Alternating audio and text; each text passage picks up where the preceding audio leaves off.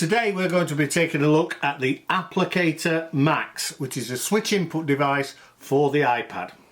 Now you may well be familiar with the APPlicator. This is our best-selling switch input device for iPads. It's an excellent unit, so stable, so consistent, and 99 times out of 100 that would be the device you want.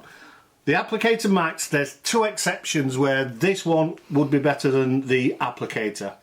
And this is for a user who independently wants to use their switches but with multiple Bluetooth devices. So you could have your iPad, iPhone, communication device, Windows tablet, anything that's got Bluetooth, you can use all of those at the same time with just your standard two switches. The way it works is on the top you have the 4 sockets for your switches as you did on the APPlicator, and there's a dedicated 5th socket there. So the 4 switches are the ones that communicate with the dice. The 5th socket allows the user to switch between which device they want to be communicating with at any particular time. So you can see at the moment I am set to device 1. Okay, there's 2 different ways you can switch between devices, or the end user can switch between devices, should I say, and that is by plugging a switch into that dedicated socket, and then whenever I press that switch you can see that it moves across to the next device, in my case my iPhone. Okay, if I press it again, even though there's 3 and 4, it just goes back to 1 because it knows I only have 2 devices paired. So it will just help me switch between the devices that I have my system set up to work with. But it can be up to 4. Okay, if you can't use a 3rd switch because you don't have a physical switch site for that, another way you can switch between is, let me just plug my regular switches in as though I'm ready to use it.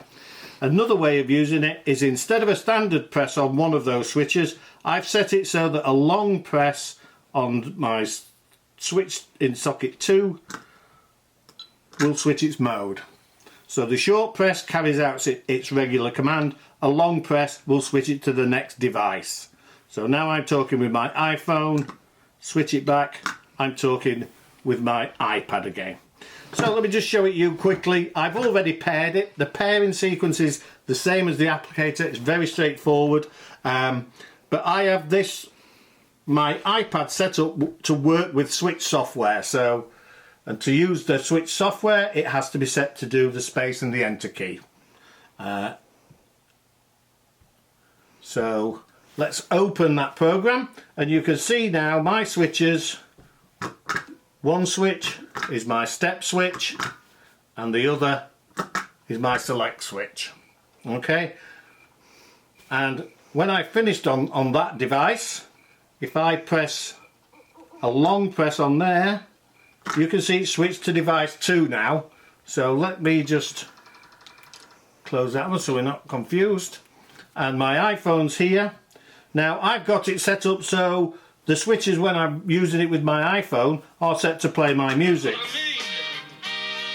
So I've got it set up to iTunes, so I've got play pause on that button, and when I'm using my iPhone I can listen to my music.